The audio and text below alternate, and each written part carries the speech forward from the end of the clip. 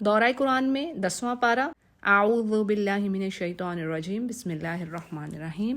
سورۃ الانفال ہی چل رہی ہے اور آیت نمبر 41 سے یعنی اس پیج کی ہم تفصیلات دیکھ لیتے ہیں۔ پہلی چیز جو آ رہی ہے وہ مال غنیمت کے حوالے سے بات ہے یہاں پر، تو دیکھتے ہیں کہ مال غنیمت کیا چیز ہے، یعنی اس کا مطلب کیا، اس سے کیا مراد ہے۔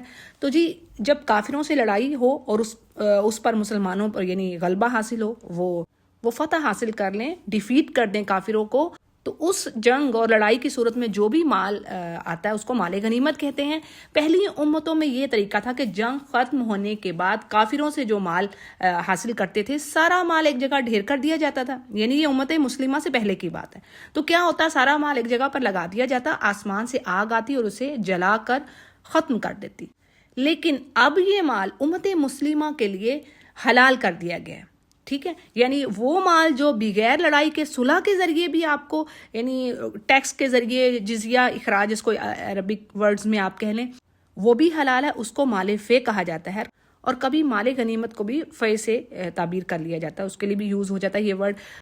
تو جی خلاصہ کیا ہے کہ یعنی مومنین سے کہا گیا ہے کہ سارے مال غنیمت کے 5 حصے کر کے 4 حصے تو مجاہدین میں تقسیم کر دیے جائیں گے، یعنی جنہوں نے بیٹل فیلڈ میں حصہ لیا، اور ان میں بھی جو سوار ہیں یعنی جن کے پاس سواری ہوگی ان کو 3 گنا ملے گا، جو پیدل ہوتے ہیں ان کو 1 حصہ، اور اسی طرح 5واں حصہ جسے خمس کہا جاتا ہے، اس کے اگین 5 حصے ہوں گے، اور 1 حصہ رسول کریم صلی اللہ علیہ وسلم کا، اور آپ کے بعد جو حصہ بچتا ہے اسے عام لوگوں کے مفاد پر خرچ کیا جائے گا، جیسے کہ حدیث کے الفاظ ہیں، صحیح نسائی کی حدیث ہے، آپ صلی اللہ علیہ وسلم نے فرمایا میرا جو 5واں حصہ ہے وہ بھی مسلمانوں کے مسالے پر ہی خرچ ہوگا، یعنی مسلمانوں کے کاموں پر خرچ ہوگا، جو سوسائٹی کی مینجمنٹ کہہ لیں آپ۔ دوسرا حصہ رسول کریم کے رشتہ داروں کا، پھر یتیموں اور مسکینوں اور مسافروں کو، اور کہا جاتا ہے کہ یہ خمس حسب ضرورت خرچ کیا جائے گا۔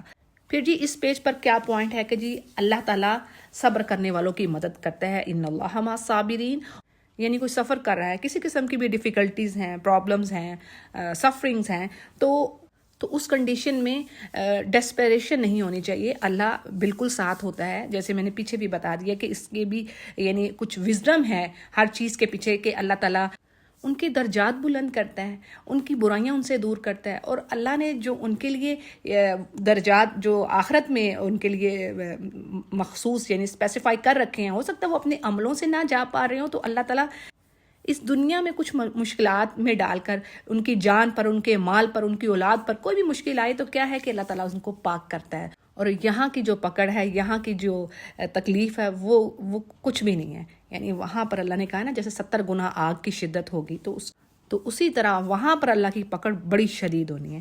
پھر جی ایک اور پوائنٹ کیا مل رہا ہے ہمیں کہ امت اس نیشن کے درمیان میں جو یہ ڈویژنز ہیں، ڈس ایگریمنٹس ہیں، یونٹی نہیں ہے، تو یہ تمام چیزیں ریزنز ہیں، سبب بنتی ہیں امت کی تقسیم کے۔ تو بات یہ ہے کہ کیسی بھی سچویشن ہو، جنگ کے وقت میں یا عام حالات میں، تو اس میں یہی کہا گیا ہے کہ صبر کرو، تنازع اور اختلاف یعنی لڑائی جھگڑے سے، آپس میں اختلاف سے بات نہیں بنتی، اس سے کیا ہوگا، یعنی ایمان والوں کی ہی ہوا اکھڑے گی، ان کے قدم جم نہ پائیں گے۔ جیسے کہ آپ صلی اللہ علیہ وسلم نے فرمایا کہ لوگوں دشمن سے یعنی جنگ کی کبھی بھی آرزو نہ کرو اور اللہ سے عافیت مانگو، تاہم اگر ایسا ہو جاتا ہے یعنی دشمن سے لڑنے کا موقع پیدا ہو گیا تو پھر آپ صبر کرو، یعنی جم کر لڑو، اور جان لو کہ جنت تلواروں کے سائے تلے ہے۔ صحیح بخاری اس کو روایت کر رہے ہیں۔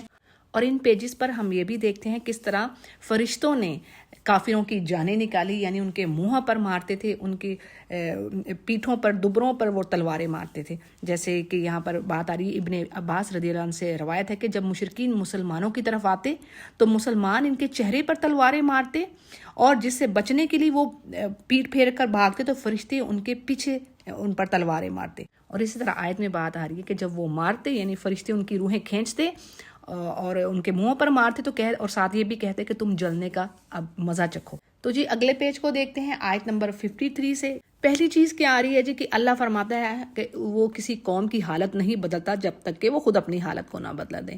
اس کی ڈیٹیل میں یوں سمجھے کہ جب تک کوئی قوم اللہ کی نعمتوں کی ناشکری میں مبتلا ہے، اللہ کے بتائے ہوئے احکامات سے منہ موڑ رہی ہے، اس طرح اپنے اخلاق کو، اپنے احوال کو ٹھیک نہیں کرتی، اپنے گناہوں میں مبتلا ہے، تو ڈیفینیٹلی اللہ تعالیٰ اپنی نعمتیں ان سے دور کرتا ہے۔ اور سورۃ الفجر میں کیا بات آ رہی ہے؟ آیت نمبر 16، وَأَمَّا إِذَا مَبْتَلَاهُ فَقَدَرَ عَلَيْهِ رِزْقَهُ فَيَقُولُ رَبِّي أَهَانَنِ۔ اس کی تفسیر میں اسکالرز کہتے ہیں کہ جب انسان گناہ کرتا ہے تو اس کا سب سے جو پہلا اثر آتا ہے نا وہ اس کے رزق پر آتا ہے۔ اکارڈنگ ٹو دس آیا فَقَدَرَ عَلَيْهِ رِزْقَهُ، یعنی میں اس کا رزق تنگ کر دیتا ہوں۔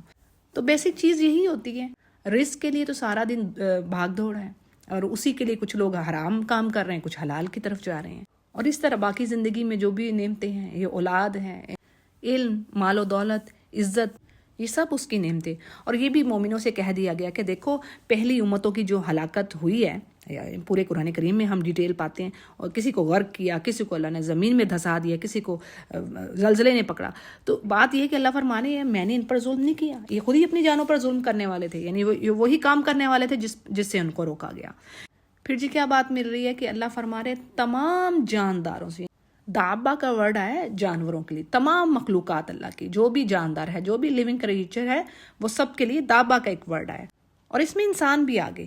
تو اللہ فرما رہے ہیں کہ ان سب جانداروں میں سے بدترین جو ورسٹ کریچر ہے نا، وہ اللہ کے نزدیک وہ لوگ ہیں جو کفر کر رہے ہیں، جو کافر ہیں، ایمان نہیں لا رہے۔ اور سبحان اللہ، اس کے برعکس، اس کے اپوزٹ کیا بات آ رہی ہے کہ مومنوں کو اللہ نے کہا گیا ہے کہ سب سے یعنی بہترین مخلوق وہ ہیں جو سچے مومن ہیں اور اللہ کا ذکر کرنے والے ہیں۔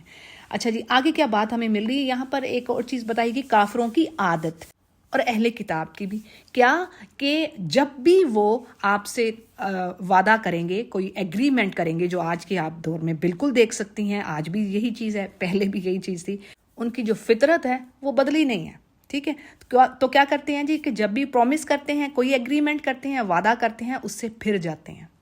جیسے کہ بعض یہاں پر روایت کرنے والے کہتے ہیں کہ جی یہودیوں کے قبیلے بنو قریظہ کو مخاطب کیا گیا، یہاں پر ان کے لیے یہ بات آئی ہے کہ انہوں نے رسول کریم سے معاہدہ کیا تھا، یعنی ایگریمنٹ کیا تھا کہ وہ کافروں کی مدد نہیں کریں گے ان کے اگینسٹ، ٹھیک ہے؟ لیکن انہوں نے اس چیز کو نہیں سوچا اور مسلمانوں کے اگینسٹ ان کی مدد کی۔ تو نبی سے کہہ دیا کہ جب کبھی لڑائی میں آپ ان پر فتح حاصل کریں تو ان کو ایسی مار ماریں کہ ان کے پچھلے بھی بھاگ کھڑے ہوں، اور وہ یعنی اس سے وہ لیسن پکڑیں، عبرت حاصل کریں۔ اور پھر کہا گیا کہ یہ ظاہر ہے یہ جو باتیں ہیں، یہ جو کمنٹس دی جا رہی ہیں اس وقت کے مومنوں کے لیے بھی ہیں کہ اگر آپ کو کسی قوم کی خیانت کا ڈر ہو کہ وہ آپ کے ساتھ خیانت کر رہی ہے، کر تو رہی ہے ایگریمنٹ، لیکن پیچھے سے وہ پھر جائیں گے، تو آپ بھی ان کو باقاعدہ بتا دیجئے، ان کو ڈسکلوز کر دیں ان کے سامنے کہ بھی تمہارے اور ہمارے درمیان کوئی معاہدہ نہیں ہے، کوئی ایگریمنٹ نہیں ہے، تاکہ دونوں جو پارٹیز ہیں اپنے اپنے طور پر اپنی حفاظت کے ذمہ دار ہوں، کوئی غلطی یا لا علمی میں نہ مارا جائے۔ پھر اسی طرح یہ بات مسلمانوں کے لیے بھی ہے، یعنی اگر وہ اپنے عہد سے، اپنے وعدے سے، ایگریمنٹ سے پیچھے پھریں تو یہ بھی چیز اللہ کو پسند نہیں ہے۔ جیسے یہاں پر ایک واقعہ آتا ہے، میں آپ کے آگے رکھ دیتی ہوں۔ معاویہ رضی اللہ عنہ اور رومیوں کے درمیان ایک ایگریمنٹ ہوا تھا۔ جب اس ایگریمنٹ کے ختم ہونے کا ٹائم آیا تو معاویہ رضی اللہ عنہ نے روم کی سرزمین کے قریب اپنی فوجیں جمع کرنی شروع کر دیں، اور ان کا آبجیکٹیو کیا تھا کہ معاہدے کی جیسے ہی وہ جو ٹائم پیریڈ تھا وہ ختم ہوگا تو ہم رومیوں پر حملہ کر دیں گے۔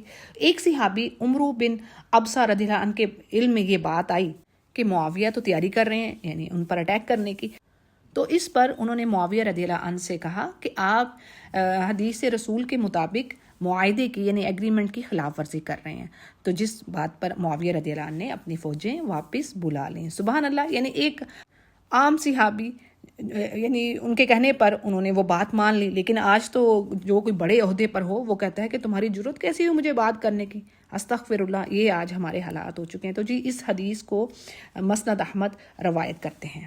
پھر جی ہمیں کیا بات ملتی ہے یہاں پر؟ یعنی اللہ فرما رہے ہیں مومنوں سے کہ تم اپنے دشمن کے مقابلے میں اپنی طاقت بھرپور تیاری یعنی اپنی کر کے رکھو، گھوڑے تیار رکھو۔ اب آج کے دور میں کیا ہوگا، جو ویپنز ہیں، جدید ٹیکنالوجی کے ہتھیار اور ہر طرح کی جو بہترین زبردست ٹیکنالوجی ہے، اس کو مومنوں کو اس چیز پر ورک کرنا چاہیے، جو کہ اللہ ماشاء اللہ کیا ہو رہا ہے، کیونکہ اللہ نے کہہ دی کہ بھی تمہارے کچھ ایسے بھی دشمن ہیں جس کا تمہیں تو پتہ ہی نہیں، تم جانتے ہی نہیں ہو، اللہ جانتا ہے۔ کچھ تو کھلے ہوئے دشمن ہیں نا، نظر آ رہے ہیں، کچھ پیٹ کے پیچھے ہیں، یعنی بغل میں چھپے ہوں گے سانپ، ان کا تمہیں نہیں پتہ۔ پھر جی ایک اور اہم پوائنٹ ہمارے سامنے آ رہا ہے کہ اگر حالات کی ریکوائرمنٹ ایسی ہے، یعنی سچویشن ایسی ہے کہ جنگ کی بجائے دشمن صلح چاہتا ہو، تو اللہ فرما رہے ہیں صلح کر لینے میں کوئی حرج نہیں ہے، یعنی کر لی جائے. ٹھیک ہو گیا, یہ پوائنٹ ہو گیا. اور ایون کہا گیا ہے کہ اگر صلح سے دشمن کا مقصد ہے, یعنی ہو بھی سکتا ہے کہ بھی اس کا مقصد تو کچھ اور ہو, فریب اور ڈاج دینا ہے, چیٹنگ کرنا چاہ رہا وہ, تو اللہ کہہ رہا تب بھی گھبرانے کی ضرورت نہیں ہے. یعنی اللہ پر بھروسہ رکھیں اور اللہ کافی ہے مومنوں کے لیے.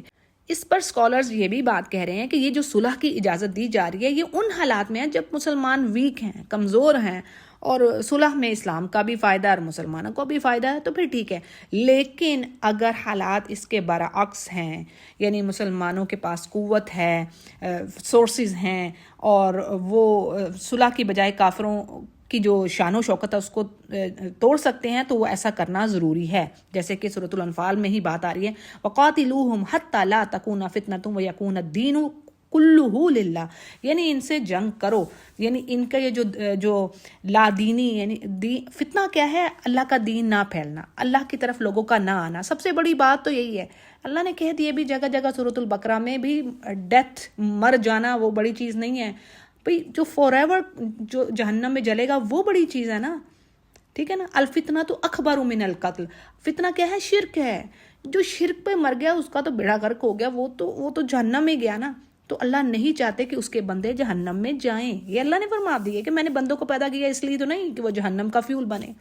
تو اللہ فرما رہے ہیں مومنوں سے کہ بھائی اگر تو یعنی سچویشن فرق ہے, ویک ہو تو ٹھیک ہے, تم صلح کر لو, اور اگر نہیں تو کیا ہے کہ تم اس کا بھی طریقہ کار ہے. یہ نہیں کہ اندھا دھند جا کے کسی پر. ہمارے تو سبحان اللہ جو وار کے جو ہمارے پرنسپلز ہیں وہ تو بڑے زبردست ہیں. یعنی کسی اس بندے کو نہیں مارنا جو آپ پہ ہتھیار نہیں اٹھا رہا, چاہے وہ جوان ہو بوڑھا ہو. نہ بوڑھے کو مارنا ہے, نہ بچوں کو مارنا ہے, نہ عورتوں کو مارنا ہے, نہ درخت کاٹنے ہیں, نہ پانی کو خراب کرنا ہے. اتنے خوبصورت. وہ تو کہتے ہیں جنگ کیا ہے, وہ تو عبادت ہے. تو بات یہ ہے کہ اللہ فرما رہے ہیں کہ اگر وہ آپ سے دغا بازی کرنا بھی چاہتے ہیں, یعنی صلح کر رہے ہیں لیکن پیچھے کوئی اور چکر دے رہے ہیں, تو اللہ کافی ہے آپ کے لیے. وہ اپنی مدد سے مومنوں کی تائید کرے گا, مدد کرے گا. اگلے پیج کی آیات کو دیکھتے ہیں, آیت نمبر 63 سے. اب یہاں پر جو ایک بڑی چیز آ رہی ہے کہ اللہ اپنا احسان جو مومنوں پر اور رسول کریم پر کیا اس کے بارے میں ذکر کر رہے ہیں کہ دیکھو اللہ فرماتے ہیں نبی کریم صلی اللہ علیہ وسلم کی مومنوں سے مدد اللہ نے کی. ٹھیک ہے, وہ مومن کیا ہوئے, آپ کے دست و بازو بن گئے, محافظ بن گئے. یعنی کس طرح مومنوں نے جنگوں میں رسول کریم صلی اللہ علیہ وسلم کے ارد گرد سایہ کر دیا, کہ کس طرح کتنی محبت وہ رکھتے تھے. عمارہ خاتون تھی صحابیہ, ایک جنگ کے موقع پر آپ نے اس طرح آپ صلی اللہ علیہ وسلم کی حفاظت کی کہ آپ صلی اللہ علیہ وسلم نے فرمایا کہ میں جس طرف دیکھتا تھا عمارہ کو پاتا تھا, یعنی کہ وہ ڈھال بنی ہوئی تھی. سبحان اللہ. اس طرح اور بھی صحابی. تو جی پھر ایک اور چیز کیا آ رہی ہے کہ اللہ فرما رہے ہیں کہ مومنوں پر میں نے یہ احسان کیا کہ ان کے درمیان جو دشمنی تھی اس کو میں نے محبت میں بدل دیا. سبحان اللہ. آج آپ دیکھیں بات وہی آتی نا کہ جو دل ہے نا وہ اللہ کی انگلیوں میں ہے نا, الٹتے پلٹتے رہتے ہیں. اسی لیے اللہ نے کہا نا کہ دیکھو اگر کوئی آپ کا بڑا ہی سخت دشمن ہے, کیا پتہ کل کو وہ آپ کا بڑا ہی زبردست دوست بن جائے. یعنی یہ آپ کی ایمان پر استقامت اور برائی کے بدلے میں اچھائی ہے, اور یہ کم ہی لوگوں میں یہ چیزیں, یہ صفت پائی جاتی ہیں, یعنی جو صبر کرنے والے ہیں. تو یہی چیز اللہ فرما رہے ہیں مومنوں پر. یہ کتنا بڑا احسان تھا کہ تم میں آپس میں محبت نہیں تھی, دشمنی تھی, لڑتے جھگڑتے رہتے تھے, یہ ایک دوسرے کو مارنے کو تیار ہوتے تھے. لیکن اب کیا ہے, ایک دوسرے کے ایسے وہ اب دوست بن گئے ہیں, رحیم ہیں, شفیق ہیں ایک دوسرے پر. تو یہ یعنی صدیوں پرانی جو ان کی نفرتیں تھیں وہ پیار و محبت میں بدلیں. کس نے بدلیں؟ تو اللہ کہہ رہے ہیں یہ میرا کرم ہے. پھر ایک اور جگہ پر بڑی پیاری بات آتی ہے کہ اے نبی آپ ان کے پیروں میں خزانے بھی ڈال دیتے نا تو بھی ان کے دلوں کو نہیں جوڑ سکتے تھے. تو یہ تو اللہ کا کرم ہے. سبحان اللہ. یہ اللہ کا فضل ہے. اللہ تعالیٰ ہمیں بھی, ہمارے دل کو بھی اتنا خوبصورت رکھے. تمام مومنوں کے لیے دل میں کرم اور رحم, ایک دوسرے کے لیے اخلاق ہی تو ساتھ جانا ہے. باقی سجدے کسی نے کر لیے ہیں اور کسی کو گالی گلوچ دے دی ہے, حق مار لی ہے, تو ان سجدوں کا کیا کرنا بھائی. پھر ایک اور حکم کیا آ رہا ہے, یعنی اللہ فرما رہے ہیں نبی سے, اور یہ کمانڈر کے لیے بھی بات ہے. ایمان والوں کے جو بھی کمانڈر ہوں گے ان کے لیے بات ہے کہ اپنے سولجرز میں ایمان کا, جہاد کا شوق دلائیں, موٹیویٹ کریں, ان کا مورال بلند کریں. جیسے آپ صلی اللہ علیہ وسلم نے جنگ بدر کے موقع پر, اب دیکھیں جنگ بدر 313, اور ان کے پاس وہ چیزیں ہی نہیں ہیں, ویپنز ہی نہیں ہیں, کچھ بھی نہیں, نہتے ہیں کچھ بیچارے, اور دوسری طرف زبردست ایک آرمی ہے اور 1000 کی. تو اس پر کیا ہے کہ آپ نے اپنی قوم سے کہا کہ ایسی جنت میں جانے کے لیے کھڑے ہو جاؤ جس کی چوڑائی آسمانوں اور زمین کے برابر ہے. اور ایک صحابی عمیر بن حمام رضی اللہ عنہ نے کہا اس کی چوڑائی آسمان اور زمین کے برابر ہے. تو آپ نے فرمایا ہاں. اس پر انہوں نے کہا یعنی ان صحابی نے کہا بخ بخ، یعنی خوشی کا اظہار کیا. یہ خوشی کے جو جیسے نعرے ہوتے ہیں نا وہ ہے. اور ان صحابی نے یعنی یہ امید ظاہر کی کہ میں بھی کیا جنت میں جانے والوں میں سے ہوں گا. تو اس پر آپ نے فرمایا کہ آپ بھی ان میں سے ہوں گے، یعنی آپ بھی جنت میں جانے والوں میں سے ہوں گے. سو انہوں نے اپنی تلوار کی میان توڑ ڈالی اور کھجوریں نکال کر کھانے لگے، اور پھر جو بچی ہاتھ سے پھینک دی اور کہا ان کے کھانے تک میں زندہ رہا یہ تو لمبی زندگی ہو جائے گی. پھر آگے بڑھے اور بہادری کے ساتھ انہوں نے یعنی جنگ کی اور شہادت پائی. اللہم جعلنا منہم. تو جی صحیح مسلم اس کو روایت کر رہے ہیں. سبحان اللہ. یعنی اس میں کیا چیز آ رہی ہے کہ مسلمانوں کو موٹیویشن دینی ہے جہاد کے لیے. پھر اسی طرح اللہ یہ بھی کہہ رہے ہیں کہ دیکھو یہ بھی ایک موٹیویشن کا طریقہ ہے. اور اس میں دو چیزیں آ رہی ہیں. یعنی پہلے اللہ فرماتے ہیں کہ اگر تم 100 ہوگے یعنی 100 سولجر ہوں گے تو 1000 کافروں پر غالب رہیں گے. لیکن اس کے بعد اللہ نے تخفیف کی اور اللہ فرماتے ہیں کہ اگر تم میں سے 100 یعنی اگر 100 مسلم سولجر ہیں تو وہ 200 یعنی 200 کافروں پر غالب آئیں گے. اور آیات کے آخر میں ایک اور بڑی اہم چیز ہم پاتے ہیں وہی بیٹل فیلڈ کے حوالے سے.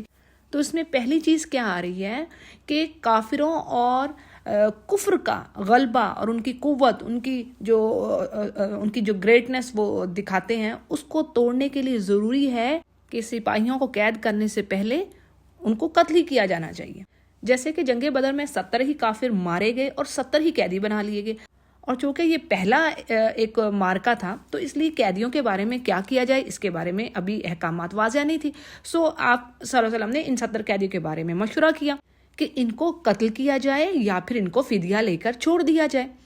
اب اس مشورے میں عمر رضی اللہ عنہ نے یہ کہا، یعنی ان کا مشورہ یہ تھا کہ کفر کی قوت، ان کی پاور، ان کا پریویل کرنا، گریٹنس ان کی، اس کو توڑنے کے لیے ضروری ہے کہ ان قیدیوں کو قتل کیا جائے، کیونکہ یہ کفر اور کافروں کے یہ تو لیڈرز تھے اور یہ آزاد ہو کر پھر وہی کام کریں گے بلکہ اور زیادہ پلاننگز کریں گے مسلمانوں کے اگینسٹ.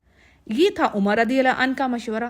جبکہ ابو بکر صدیق رضی اللہ عنہ نے یہ رائے دی کہ ان قیدیوں سے فدیہ یعنی مال لے کر چھوڑ دیا جائے انہیں، اور اس مال سے آئندہ جنگ کی تیاری کی جائے. آپ صلی اللہ علیہ وسلم نے اسی رائے کو پسند کیا. لیکن اس کے بعد جو آیات نازل ہوئیں تو اس میں اللہ نے اس چیز کو پسند نہیں کیا، یعنی فدیہ لینا پسند نہیں کیا، بلکہ کیا فرماتے ہیں، اللہ کہہ رہے ہیں کہ جو کچھ تم نے لیا اگر اس کے بارے میں پہلے سے بات نہ لکھی جا چکی ہوتی تو آپ کو یعنی جو مسلمانوں کو بڑی سزا ہوتی اس چیز پر.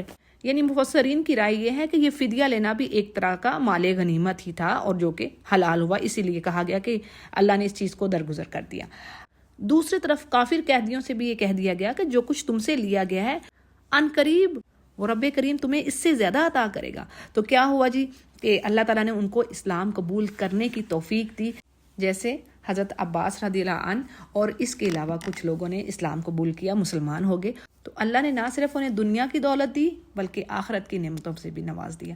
تو جی ان آیات کے بینیفٹس میں ایک چیز ہمارے لیے کیا آ رہی ہے کہ یہ مومنوں کے لیے واجب ہے، ضروری ہے کہ وہ قیدیوں کو جو ان کے پاس قید ہیں ان کو ایمان کی ترغیب دیں، ایمان کی طرف، کیونکہ اصل کام تو یہی ہے اللہ کا دین بلند کرنا، تو ان کو وہ ایمان کی طرف لائیں. پھر اسی طرح ایک بڑی ہی اہم بات، بڑی ہی جو کہہ لیں کہ باریک سی بات ہے، باریک سا یہ نقطہ ہے لیکن حکومتوں کے بارے میں بڑا اہم ہے. تو اس میں اللہ تعالیٰ یہ فرما رہے ہیں کہ اگر کوئی مسلمان قوم آپ سے مشرکین کے خلاف مدد مانگتی ہے تو اس کی مدد کرنا ضروری ہے مومنوں پر. لیکن اگر وہ کسی ایسی قوم کے خلاف مدد کے خواہش مند ہیں جن کے درمیان یعنی اس قوم کے اور تمہارے درمیان صلح کا ایگریمنٹ ہوا ہے، جنگ نہ کرنے کا معاہدہ ہے، تو پھر اس صورت میں مسلمانوں کی حمایت کے مقابلے میں آپ ان سے کیا گیا وعدہ پورا کریں گے. پھر جی بڑی اہم چیز، یعنی یہاں پر مسلمانوں کو رینک کر دیا گیا ہے سب سے بیسٹ کون سے ہیں. اب سب سے بیسٹ جو آ رہے ہیں جی یہ وہ صحابہ ہیں جو مہاجرین کہلاتے ہیں، یعنی جنہوں نے ہجرت کی. تو یہ سب سے افضل دا بیسٹ صحابہ ہیں، یہ اول نمبر پر ہیں. نمبر 2 پر آ رہے ہیں جی انصار، یہ فضیلت میں دوسرے نمبر پر ہیں، اور انہوں نے مہاجرین کی دل و جان سے مدد کی تھی.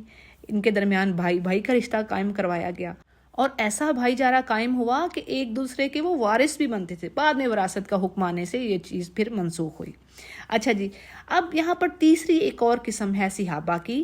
یہ مہاجرین اور انصار کے علاوہ ہیں. یہ مسلمان ہونے کے بعد اپنے ہی علاقوں اور قبیلوں میں رہے. اللہ نے فرمایا کہ تمہاری حمایت یعنی تمہاری مدد یا وراثت کے وہ حقدار نہیں ہیں. ان کے بارے میں یہ رایات. یہ تھے جی کچھ بینیفٹس سورۃ الانفال کے آخری پیج کے. سورہ توبہ کو ہم شروع کرتے ہیں. مفسرین کے مطابق اس سورہ کے 1 سے زائد نام ہیں، لیکن 2 نام زیادہ کامن ہیں، مشہور ہیں. ان میں سے ایک نام سورہ توبہ اس وجہ سے ہے کہ اس میں یعنی اس سورہ میں مومنین کی توبہ قبول ہونے کا ذکر ہے. آخر میں جا کر ہم پڑھیں گے. پھر اسی طرح اس کا دوسرا نام برات ہے، ڈیکلیریشن جس کو کہیں گے. اور یہ برات کیا چیز ہے اس کے بارے میں ڈیٹیل میں آگے دیتی ہوں. پہلے ہم یہ جان لیں کہ اس سورہ سے پہلے بسم اللہ الرحمن الرحیم نہیں لکھی ہوئی. اس کی کیا ریزن ہے؟ اس کے بارے میں تفسیر میں بہت ساری باتیں آئی ہیں، رائے آئی ہیں، لیکن زیادہ صحیح بات کیا ہے اکارڈنگ ٹو دس تفسیر احسن البیان، وہ کہتے ہیں کہ جی سورہ انفال اور سورہ توبہ ان دونوں کے جو سبجیکٹس ہیں ان میں سملیرٹیز پائی جاتی ہیں. یعنی یوں کہہ سکتے ہیں کہ یہ سورہ انفال کا بقیہ حصہ ہے.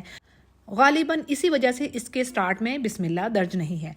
لیکن اگر کوئی شخص سورہ توبہ ہی سے اپنی تلاوت کا آغاز کرنے لگا ہے، یعنی سورہ توبہ ہی کو وہ پڑھنے لگا ہے، تو کوئی حرج نہیں ہے. یہاں پر تفسیر میں بات آ رہی ہے کہ کوئی حرج نہیں ہے، وہ بسم اللہ الرحمن الرحیم پڑھ سکتا ہے. اور اگر نہیں پڑھتا تو بھی کوئی حرج نہیں ہے، کیونکہ بقیہ جو باقی صورتیں ہیں ان کو شروع کرتے وقت جب اگر آپ تلاوت شروع کر رہی ہیں، ریسیٹیشن شروع کر رہی ہیں، تو لازمی آپ بسم اللہ الرحمن الرحیم پڑھیں گے. اچھا جی، ان آیات کا مفہوم ہم دیکھ لیتے ہیں. پہلی چیز کیا آ رہی ہے کہ جی یہاں پر یعنی جب مکہ فتح ہو گیا 9 ہجری کے بعد، آپ صلی اللہ علیہ وسلم نے ابوبکر صدیق اور علی رضی اللہ عنہما اور کچھ اور صحابہ کو قرآن کی آیات اور احکام دے کر بھیجا مکے میں، اور ان سے اعلان کروا دیا کہ کوئی شخص بھی بیت اللہ کا عریاں طواف نہیں کرے گا، یعنی کپڑوں کے بغیر ننگا آپ کہہ لیں کہ وہ طواف نہیں کرے گا، بلکہ آئندہ سال کسی بھی مشرک کو بیت اللہ کے حج کی اجازت نہیں ہوگی. صحیح بخاری میں یہ بات آ رہی ہے. ایک تو یہ اعلان کی بات ہوئی اس پیج پر. پھر جی اعلان بارات، ڈیکلیریشن مشرکین کے لیے تھا، یعنی ان کو 4 مہینے سے کم کا یا 4 مہینے کا ایک فکس ٹائم دے دیا گیا تھا کہ ان کو اتنی مدت کے لیے مکہ میں رہنے کی اجازت ہے. اگر تو وہ اس اتنی مدت کے اندر اسلام قبول کر لیتے ہیں تو انہیں یہاں رہنے کی اجازت ہوگی، اور اگر نہیں کرتے تو 4 مہینے کے بعد جزیرہ عرب سے وہ نکل جائیں گے. یعنی 2 آپشنز دی گئی، یا تو اسلام قبول کر لیں یا پھر یہاں سے 4 مہینے کے بعد نکل جائیں. اور اگر ان دونوں آپشنز میں سے کوئی ایک بھی وہ نہیں لیتے تو وہ حربی کافر شمار ہوں گے، اور ان سے لڑنا مسلمانوں کے لیے ضروری ہوگا. اور اس کی ریزن بھی اللہ نے بتا دی کہ یہ جو ان کو مہلت دی گئی تھی، یہ اس کا مطلب یہ نہیں تھا کہ مسلمان ان کے اگینسٹ کچھ کر نہیں سکتے تھے، کر سکتے تھے، لیکن مقصد یہ تھا کہ اللہ ان کے ساتھ خیر و بھلائی کا معاملہ کرنا چاہتا تھا تاکہ وہ توبہ کر کے مسلمان ہو جائیں. ایک اور بڑی اہم چیز ہمیں جو پتہ چل رہی ہے کہ صحیح بخاری اور مسلم کی احادیث کے مطابق یوم حج اکبر سے مراد یوم النحر یعنی 10 ذی الحجہ کا دن ہے. اس کو ترمذی اور بخاری روایت کر رہے ہیں، یعنی یہ صحیح حدیث ہے. یعنی اس کانسیپٹ کی کلیئرنس ہوگی کہ جو ہم لوگوں میں پایا جاتا ہے نا کہ جی جمعے کا دن اگر حج کا دن ہو گیا نا تو وہ حج اکبر. نہیں، ایسا نہیں ہے. یعنی جو بھی 10 ذی الحجہ کو جائے گا، حج کرے گا، اس کا وہ حج اکبر ہی مراد ہوگا. اور عوام عمرہ کو حج اصغر کہا کرتے تھے. پھر کیا جی ہمیں بات پتہ چل رہی ہے کہ اگر کوئی ایمان لے آتا ہے، کوئی مسلمان ہو گیا، اسلام لانے کے بعد وہ نماز پڑھ رہا ہے، زکوٰۃ ادا کر رہا ہے، تو اس کا یعنی اس کے خلاف کوئی کارروائی نہیں کی جائے گی. اس کے جان و مال کی حفاظت کرنا مسلم حکومت پر اسی طرح ہوگی جیسے کہ باقی مسلمانوں کی ہے. اسی طرح حربی کافروں کے بارے میں ایک اجازت، ایک رخصت دی گئی ہے. یعنی اگر کوئی کافر پناہ طلب کر رہا ہے مسلمان سے تو اللہ فرماتے ہیں اس کو پناہ دو، یعنی اس کو حفظ و امان دو تاکہ اسے کوئی مسلمان قتل نہ کر سکے، اور تاکہ وہ اللہ کی باتیں سنے اور اسلام کے سمجھنے کا موقع اسے ملے اور اس طرح ایمان کی طرف آنے کی اس کو توفیق مل جائے. دوسرے پیج کی آیات کے بینیفٹس دیکھتے ہیں. آیت نمبر 7 سے بات ہو رہی ہے. اس میں جو پہلی چیز ہے جس کے بارے میں کہا جا رہا ہے یہ ہے مشرکین کا عہد. یعنی اللہ فرما رہے ان مشرکین کی زبانی باتوں کا کوئی اعتبار نہیں ہے، اور اسی طرح لکھی ہوئی چیز کا بھی. یعنی حال ان کا یہ ہے کہ اگر یہ مسلمانوں پر غالب آ جائیں تو یہ کسی وعدے، کسی قرابت داری کا کوئی احساس نہیں کریں گے، کوئی پاس نہیں کریں گے۔ اور بعض مفسرین کے نزدیک یہ بات یعنی یہاں سے یہودی مراد ہیں، کیونکہ یہ جو پہلا کیف آ رہا ہے اس سے مراد یہودی ہیں، کیونکہ ان کی یہ کوالٹی ہے کہ وہ اللہ کی آیتوں کو کم قیمت پر بیچتے ہیں، یعنی دنیا کی خاطر بیچتے ہیں۔ یہ نہیں کہ زیادہ مل گئی تو نہیں بیچنا، اللہ معاف کرے، یعنی کہ دنیا کی خاطر بیچتے ہیں، اور یہی ان کا وتیرہ، ان کا طریقہ کار ہی یہی ہے۔ زکوٰۃ اور نماز کے حوالے سے بڑی اہم بات، یعنی آپ صلی اللہ علیہ وسلم نے فرمایا کہ مجھے حکم دیا گیا ہے کہ میں لوگوں سے جنگ کروں یہاں تک کہ وہ اس بات کی گواہی دیں کہ اللہ کے سوا کوئی معبود نہیں اور محمد صلی اللہ علیہ وسلم اللہ کے رسول ہیں، اور نماز قائم کریں اور زکوٰۃ دیں۔ صحیح بخاری اس کو روایت کر رہے ہیں۔ اسی لیے ابو بکر صدیق رضی اللہ عنہ نے یہ فرمایا تھا کہ اللہ کی قسم میں ان لوگوں سے ضرور لڑوں گا جو نماز اور زکوٰۃ کے درمیان فرق کریں گے۔ اسی طرح مشرکین کی اور کچھ صفات، ان کی جو باتیں یعنی کہ وہ ایگریمنٹس کو توڑتے ہیں، دین میں تانے دیتے ہیں، تو اس میں یہ کہا جا رہا ہے، یعنی اسکالرز کہتے ہیں کہ دین اسلام میں جو کوئی تانے دے رہا ہے تو اسے تو قتل نہیں کیا جائے گا، کیونکہ قرآن نے قتال کی 2 چیزیں ذکر کی ہیں، تو جب تک دونوں چیزیں نہیں ہوں گی ایسا نہیں ہو سکتا۔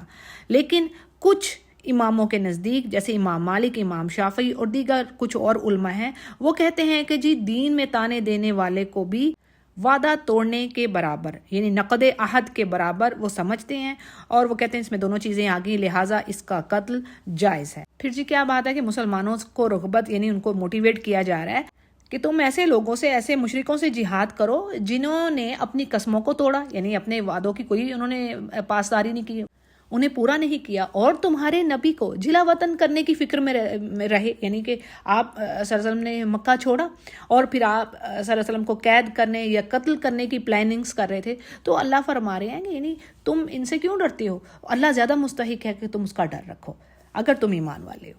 دوسرے پیج کی آیات کا مفہوم سمجھتے ہیں جی۔ آیت نمبر 14 سے پہلی چیز کیا آ رہی ہے کہ ان کافروں سے جنگ کرنا ایمان والوں کا، اس کا مقصد کیا ہے؟ دیکھیں اللہ کافروں کو کسی طریقے سے بھی مروا سکتا تھا، جنگ بدر میں بھی کچھ بھی ہو جاتا، پچھلی قوموں کے بارے میں پڑھا نا کس طرح اللہ نے ہلاک کی، لیکن کیا مقصد ہے کہ اللہ ایمان والوں کو اس جنگ میں ڈالنا چاہتا تھا؟ تو اس کے پیچھے بات آ رہی ہے کہ جیسے کسی امتحان اور ٹیسٹ کے بغیر آپ اگلا گریڈ کیسے پاس کرتے ہیں؟ ٹھیک ہے نا، آپ گریڈ 4 میں ہیں، گریڈ 5 میں کیسے جائیں گے جب تک کہ آپ کا ٹیسٹ نہ ہوگا؟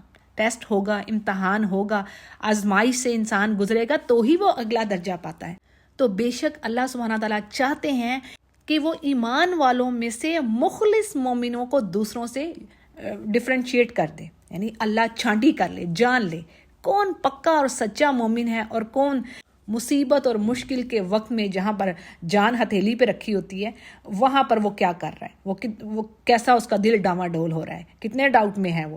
سبحان اللہ، وہی بات کہ سونے کو بھٹی میں ڈال کے ہی تو پہچانا جاتا ہے نا، اس کی امپیورٹیز دور ہوتی ہیں، اس کو خالص کیا جاتا ہے۔ اور پھر اسی طرح اللہ سورہ آل عمران میں بھی کہتے ہیں، اور یعنی اللہ چاہتا ہے کہ تم میں سے شہداء کو پائے، تم میں سے شہید لے، اور جن کے لیے اللہ نے بڑے بلند درجے متعین کر رکھے ہیں، سبحان اللہ، تو وہ کیسے ہوں گے؟ وہ اسی طرح کے اللہ تعالیٰ۔ اور بڑی پیاری بات آتی ہے اسی سورہ توبہ میں آگے جا کے آئے گی کہ اللہ نے ایک فرمایا کہ میں نے تو مومنین کی جانوں کو خرید لیا ہے جنت کے بدلے۔ تو جو پکے ایمان والے ہیں نا وہ تو اس چیز پر قائم ہے۔ تو یہ ہے جی مقصد، گویا جہاد کے ذریعے ایمان والوں کا امتحان لیا گیا۔ پھر جی کیا بات آتی ہے؟ مشرکین کے وہ عمل جو بظاہر بڑے نیک لگتے تھے، یعنی طواف، عمرہ اور حاجیوں کی خدمت کرتے، تو اللہ فرما رہے ہیں کہ ان کے یہ جو تمام اعمال تھے نا یہ ایمان کے بغیر تھے، یہ اللہ کو خوش کرنے کے لیے نہیں وہ کر رہے تھے، اس لیے ان کا کوئی فائدہ نہیں۔ سورۃ الفرقان میں اللہ نے فرما دیا نا کہ جب یہ لے کے آئیں گے اعمال، ظاہر آج ہم دیکھتے ہیں جی بڑے بڑے نان مسلم ہیں، بڑا چیریٹی میں آگے بڑھے ہوئے ہیں، ہیومینٹی کے لیے، ویلفیئر کے لیے، سوسائٹی کی بڑا کام کرتے ہیں، لیکن وہ سب کے سب ان کے جو اعمال ہیں وہ اللہ تعالیٰ نے کہا ہے میں اڑا دوں گا، اس طرح اڑاؤں گا کہ ذرہ جیسے کہ آپ خالی آنکھ سے جس کو دیکھ نہ سکیں، ایسے ٹکڑے ٹکڑے ہو جائیں گے۔ وہ اللہ کے لیے نہیں ہوں گے نا، اللہ کو تھوڑی وہ راضی کر رہے تھے۔ تو اللہ کو شرک نہیں چاہیے۔ دیکھ لیں یہ کتنا تباہ کن کام ہے شرک کرنا، یعنی اللہ کو ایمان میں بھی شرک کی ملاوٹ پسند نہیں ہے۔ اللہ نے کہا نا ان اللہ لا یغفر ان یشرک بہ ویغفر ما دون ذالک، یعنی وہ شرک نہیں معاف کرے گا، اس کے علاوہ کچھ بھی گناہ ہے وہ اس کو پتہ ہے کس طرح اس نے معاف کر دینا ہے کسی کو، لیکن شرک اس نے معاف نہیں کرنا۔ تو جی یہ چیز ہوگی۔ پھر یہاں پر ایک اور چیز آ رہی ہے جی، مساجد میں جانے والوں کا کیا اجر ہے، کیا ریوارڈ ہے. یعنی اللہ فرما رہے ہیں کہ بے شک مساجد کو تو جو اللہ سے ڈرنے والے ہیں، یوم آخرت پر ایمان رکھتے ہیں، نماز قائم کرتے ہیں اور زکوٰۃ ادا کرتے ہیں، اور وہ کسی سے نہیں ڈرتے سوائے اللہ کے، اور اللہ ان کے لیے کہہ رہا ہے فاسا، امید ہے کہ وہی ہدایت پانے والوں میں سے ہوں گے. اسی طرح ایک روایت ہے، سندن ضعیف ہے حدیث یہ، تو اس میں یہ بات آ رہی ہے کہ آپ نے فرمایا جب تم دیکھو کہ ایک آدمی مسجد میں پابندی سے آتا ہے تو تم اس کے ایمان کی گواہی دو. یعنی مسجدوں میں جا کر نماز پڑھنے والوں کے لیے اجر ہے. پھر جی آیت میں بات آ رہی ہے کہ کیا تم نے حاجیوں کو پانی پلانا اور مسجد حرام کی خدمت کرنا کیا اس چیز کے برابر کر دیا؟ یعنی وہ شخص جو یہ کام کر رہا ہے، حاجیوں کو پانی پلا رہا ہے، مسجد حرام کی خدمت کر رہا ہے، اور ایک وہ شخص ہے جو اللہ پر اور آخرت پر ایمان رکھتا ہے اور اللہ کی راہ میں جہاد کر رہا ہے، تو اللہ فرمائے یہ میرے نزدیک برابر نہیں ہے. اللہ ظالموں کو ہدایت نہیں کرتا. اچھا جی، اس کی ذرا پیچھے ہم بیک گراؤنڈ میں جاتے ہیں، سمجھ لیجئے. بعض نیریشنز میں یہ بات آ رہی ہے کہ اس آیت کے سینڈ ڈاؤن ہونے کا کیا مقصد تھا. یعنی مسلمان آپس میں کہیں بات چیت کر رہے تھے، اور ایک روز ممبر نبوی کے قریب کچھ مسلمان جمع تھے. ان میں سے ایک نے کہا کہ اسلام لانے کے بعد میرے نزدیک سب سے بڑا عمل حاجیوں کو پانی پلانا ہے. دوسرے نے کہا جی مسجد حرام کو آباد کرنا ہے. تیسرے نے کہا نہیں، بلکہ جہاد فی سبیل اللہ ان تمام عملوں سے بہتر ہے جو تم لوگوں نے بیان کی. اچھا جی، عمر رضی اللہ عنہ نے جب انہیں آپس میں آرگیو کرتے ہوئے سنا تو انہیں ڈانٹا اور فرمایا کہ تم ممبر رسول کے پاس آوازیں اونچی مت کرو. یہ جمعہ کا دن تھا، اور روایت کرنے والے صحابی نعمان بن بشیر رضی اللہ عنہ کہتے ہیں کہ میں جمعے کے بعد نبی علیہ السلام کی خدمت میں حاضر ہوا اور اپنی یہ جو بات چیت ہوئی تھی آپس میں مسلمانوں کی، اس کے بارے میں پوچھا، تو اس پر پھر یہ آیت نازل ہوئی. صحیح مسلم اس واقعے کی ڈیٹیل دے رہے ہیں. تو اس میں لیسن کیا ہے، کیا پتہ چل رہا ہے ان آیات سے؟ یعنی کہ اللہ پر ایمان، آخرت پر ایمان، اور جہاد فی سبیل اللہ، یعنی وہ انسان جو اللہ کی راہ میں اپنے مال سے، اپنی جانوں سے جہاد کر رہے ہیں، مال سے بھی جانوں سے بھی، تو وہ عظیم درجے والے ہیں اللہ کے نزدیک، اعظم درجۃ عند اللہ، اور وہی ہیں کامیابی پانے والے. اور انہی کے لیے اللہ کی طرف سے خوشخبری ہے، اس کی رضا کی، اس کی رحمت کی، اور ایسی جنتیں جو کہ ہمیشہ رہنے والی ہیں. اچھا جی، اگلے پیج کی آیات کو دیکھ لیتے ہیں، آیت نمبر 22 سے. یہاں پر جو لیسن ہے ہمارے لیے، کیا سب سے اہم چیز کہ ایمان والوں کو اللہ سے بڑھ کر کوئی محبوب نہیں ہونا چاہیے، اللہ اور اس کے رسول سے بڑھ کر، اپنے اس کے پیارے بھی نہیں. جیسے کہ ایک حدیث کے الفاظ ہیں، آپ صلی اللہ علیہ وسلم نے فرمایا قسم ہے اس ذات کی جس کے ہاتھ میں میری جان ہے، تم میں سے کوئی شخص اس وقت تک مومن نہیں جب تک کہ میں اس کو اس کے والد سے، اس کی اولاد سے، اور تمام لوگوں سے، یعنی جن سے وہ محبت رکھتا ہے، ان تمام لوگوں سے زیادہ محبوب میں نہ ہو جاؤں. صحیح بخاری اس کو روایت کر رہے ہیں. سبحان اللہ. اچھا، بات یہ ہے کہ یہ حدیث تو آپ نے سنی ہوگی یا پڑھی بھی ہوگی، اور محبت کے بارے میں بھی جانا ہوگا کہ اللہ چاہتے ہیں تمہیں ہر چیز سے بڑھ کر میں محبوب ہوں. تو اس کی یعنی ہے کیا چیز، یعنی اس کو ہم ڈیفائن کیسے کریں گے، اس کی ڈیٹیل میں کیا چیز ہے؟ تو اس میں سمجھنے کی چیز یہ ہے کہ دیکھو، ایک بندہ مومن اپنے پیاروں کے لیے، یعنی ان کے لیے رزق حلال کے ساتھ ساتھ ان کی ضروریات کو پورا کر رہا ہے، اپنے بال بچوں کے رہنے سہنے اور ان کی حفاظت کے لیے ان کے لیے کوئی آشیانہ گھر تعمیر کرتا ہے. تو یہ ساری چیزیں اپنی جگہ ضروری ہیں، یعنی یہ بیسک چیزیں ہیں. لیکن اگر ان چیزوں کی محبت، اولاد بھی، گھر بار بھی، سب کچھ، یعنی یہ دنیا کی جو محبت ہے، اگین کس میں ہر چیز آ گئی، اس محبت کی وجہ سے، یعنی یہ اس محبت نے یا آپ کو روک دیا اللہ کے جو فرما برداری والے کام ہیں، جو اللہ کے بتائے ہوئے حلال راستے ہیں، آپ نے ان کو چھوڑ دیا اور دوسری طرف جانا شروع ہو گئے. اللہ کی راہ میں جہاد چھوڑ دیا، اسٹرگل چھوڑ دی. جہاد کیا ہے؟ اس کا مطلب ہے اسٹرگل کرنا. اسٹرگل کیا ہے؟ یعنی آپ اللہ کی بتائی ہوئی باتیں، احادیث جو سنتے ہیں، ان پر عمل کر رہے ہیں. فرض کر لو آپ کو پتہ لگا نہیں بھی سود نہیں کھانا، ٹھیک ہے، آپ کو پہلے نہیں پتا تھا، اب میں نے لینا. یہ کیا ہے؟ یہ آپ جہاد کر رہے ہیں، ٹھیک ہے. اسی طرح آپ کو پتہ لگا نہیں بھی میں نے اپنے آپ کو کور کرنا ہے، میں ایز اے وومن مجھے یہ حکم ہے، میں نے اپنے آپ کو کور کرنا ہے. تو یہ کیا ہے؟ یہ جہاد ہے آپ کا. تو اگر ان سب چیزوں کی محبتیں آپ کو ان چیزوں سے روکیں، اللہ کی راہ سے روکیں، تو یہ تباہی ہے. اسی طرح خواہشات کو بھی لے لیں، یعنی یہاں پر بال بچے، دنیا، گھر بار، سب کچھ، اور خواہشات، انسان کی جو خواہش ہے نا، وہ بھی، اس کو بھی انسان بعض اوقات الہ بنا لیتا ہے. یہ قرآن کریم میں بات آئی ہے اور یہ حقیقت بھی ہے. یعنی وہ کہتا ہے کہ نہیں، میری خواہش ہے میں ایسا کروں، میری خواہش ہے کہ میں ایسا لگوں. تو کیا ہے، اس کو اپنی خواہشات اپنے نفس سے زیادہ محبت ہے بنسبت اللہ کے. تو یہ بھی تباہ کر دینے والی چیز ہے. پھر اسی طرح ہم اس پیج پر کیا پاتے ہیں جی، ایک جنگ کے بارے میں ذکر ہے جس میں کیا تھا کہ مسلمانوں کو اپنی تعداد کے اوپر اعتماد زیادہ ہو گیا بنسبت اللہ کی مدد کے. یعنی ان میں ایک عجب، ایک خود پسندی پیدا ہو گئی کہ آج تو ہم قلت میں نہیں ہیں تو ہم تو لازمی غلبہ پائیں گے، ہم فتح کر لیں گے. تو اللہ کو یہ بات پسند نہیں آئی، نہ ہی یہ کلمہ پسند آیا. تو مختصر بات یہ ہے کہ نتیجہ یہ ہوا کہ اچانک مسلمانوں کے قدم اکھڑ گئے اور وہ بھاگ کھڑے ہوئے، اور میدان میں صرف رسول کریم صلی اللہ علیہ وسلم اور 100 کے قریب مسلمان رہ گئے. یہ جنگ حنین کا واقعہ ہے، اس کی میں زیادہ ڈیٹیل آپ کے آگے نہیں رکھی رہی، مختصر میں نے آپ کو بتا دیا. تو لیسن کیا ہے کہ جی، اللہ کو عجب خود پسندی اور اللہ پر توکل نہ کرنا، یہ بات پسند نہیں. اللہ کہہ رہا ہے کہ تم ویپنز لے رکھو، جدید ٹیکنالوجی کی ہر چیز تمہارے پاس ہونی چاہیے، لیکن دیکھو توکل اللہ پر. کبھی ان چیزوں کے سہارے نہ سوچنا کہ یہی چیزیں تمہیں بچائیں گی، بچانے والی اسی کی ذات ہے. دوسرے پیج کی آیات کا مفہوم دیکھتے ہیں، آیت نمبر 27 سے. یہاں پر جو پہلی چیز آ رہی ہے وہ یہ کہ ایمان والوں کے لیے میسج ہے، انہیں یہ کہا جا رہا ہے کہ دیکھو تمہیں کسی کاروبار کی کمی کی وجہ سے یا مفلسی کی وجہ سے ڈرنے کی ضرورت نہیں ہے. اللہ ان قریب اپنے فضل سے تمہیں غنی کرے گا. بات یہ ہوئی تھی کہ مشرکین کو منع کر دیا گیا نا کہ انہوں نے اگلے سال سے مکہ کی طرف مسجد حرام کی طرف یہ نہیں آئیں گے. تو بعض مسلمانوں کے دل میں یہ خیال ہے کہ حج کے موسم میں تو جو زیادہ بڑی گیدرنگ ہوتی تھی، تجارت ہوتی تھی، تو یہ تو متاثر ہوگی، اس میں تو کمی آئے گی. تو اس پر اللہ نے کہا کہ انہیں گھبرانے کی ضرورت نہیں ہے، اللہ عنقریب اپنے فضل سے انہیں دے گا. اللہ نے فتوحات کی وجہ سے کثیر مال غنیمت مسلمانوں کو عطا کیا. اور جب سارا عرب مسلمان ہو گیا تو حج کے موسم میں حاجیوں کی وہ بڑی تعداد حج کے لیے آنے لگی جو اس سے پہلے نہیں تھی. اس کے علاوہ کیا بات ہمیں ملتی ہے یہاں پر کہ یہود و نصارہ سے بھی قتال کا حکم دیا گیا ہے اگر وہ اسلام قبول نہیں کرتے. اور دوسری صورت کیا ہے کہ وہ جزیہ دے کر مسلمانوں کی ماتحتی ان کے انڈر رہنا قبول کریں. جزیہ کیا ہے؟ ایک فکس اماؤنٹ ہے جو اینولی غیر مسلموں سے لی جاتی ہے جو کسی بھی اسلامی مملکت میں رہائش رکھتے ہوں. اس کے علاوہ اہل کتاب کے بارے میں بڑی اہم بات، کس طرح انہوں نے رب کو چھوڑ کر اپنے علماؤں کو اپنا رب بنا لیا. جیسے آیت کے الفاظ ہیں، وقالت الیہود عزیر ابن اللہ، یہودیوں نے کہا عزیر اللہ کا بیٹا ہے.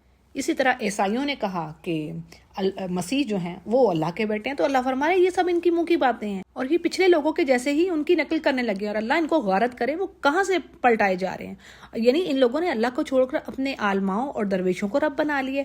اسی سے ریلیٹڈ ایک حدیث ہے آپ کے آگے رکھتی ہوں. عدی بن حاتم رضی اللہ عنہ سے روایت ہے، وہ کہتے ہیں کہ میں نے نبی علیہ السلام سے یہ آیت سن کر عرض کیا، یہود و نصارہ نے تو اپنے علماء کی کبھی عبادت نہیں کی یا رسول اللہ، پھر یہ کیوں کہا گیا اس آیت میں، ایسی بات کیوں آئی؟ تو اس پر آپ صلی اللہ علیہ وسلم نے فرمایا یہ بات ٹھیک ہے کہ انہوں نے ان کی عبادت نہیں کی، لیکن یہ بات تو ہے نا کہ ان کے علماء نے جس چیز کو حلال کیا انہوں نے اس کو حلال سمجھا، جس چیز کو علماء نے حرام کیا انہوں نے اس کو حرام ہی سمجھا.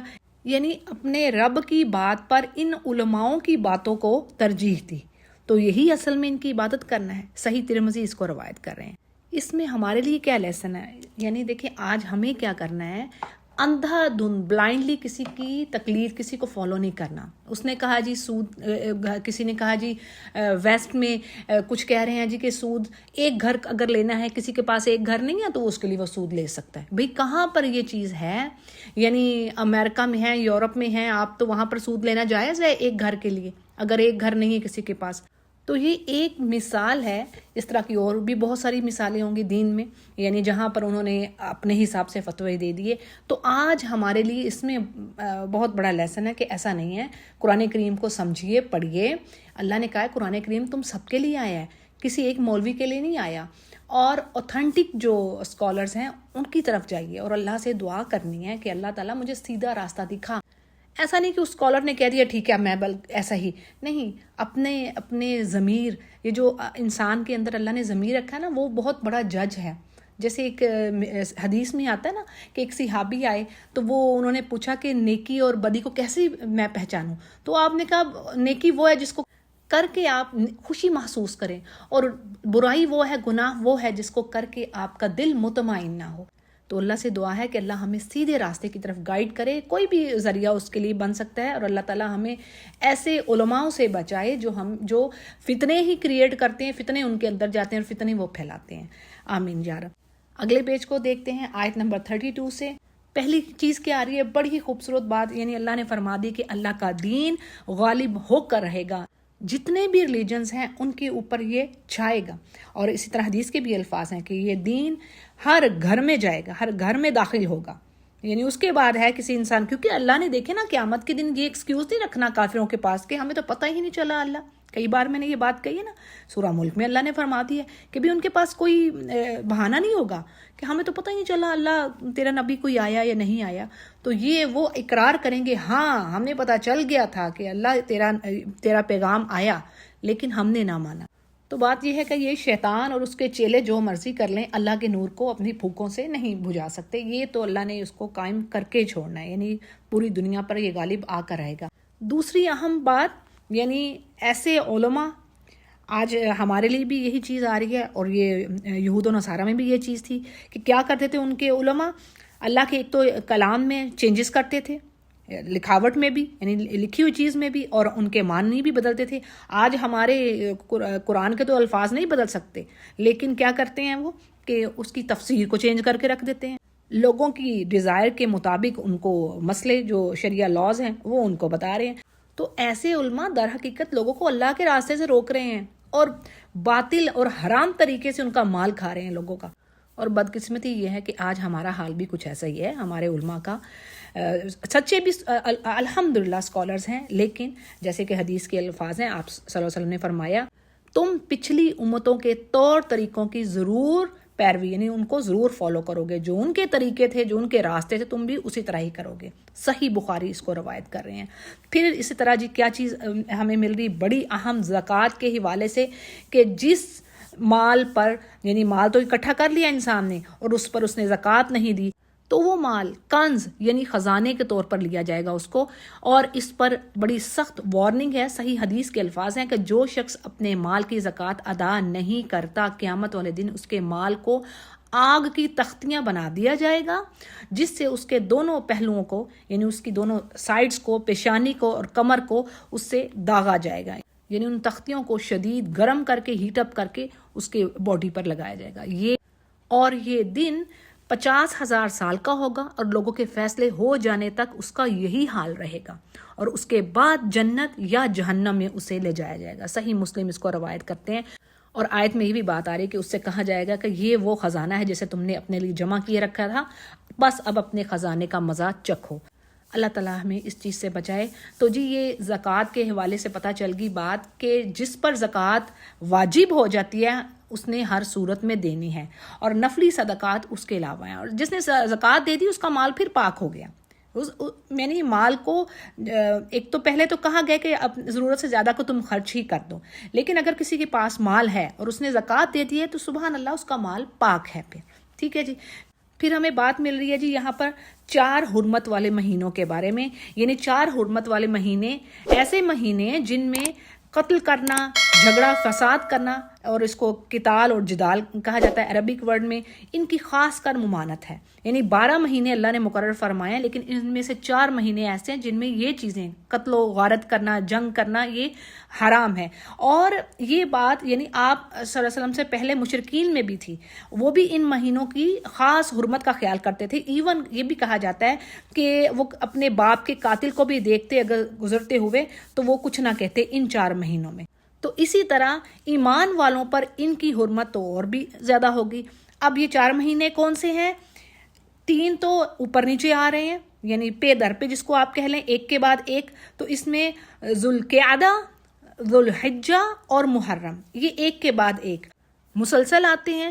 اسی طرح جو چوتھا ہے رجب، یہ جمادی الاخر اور شعبان کے درمیان ہے۔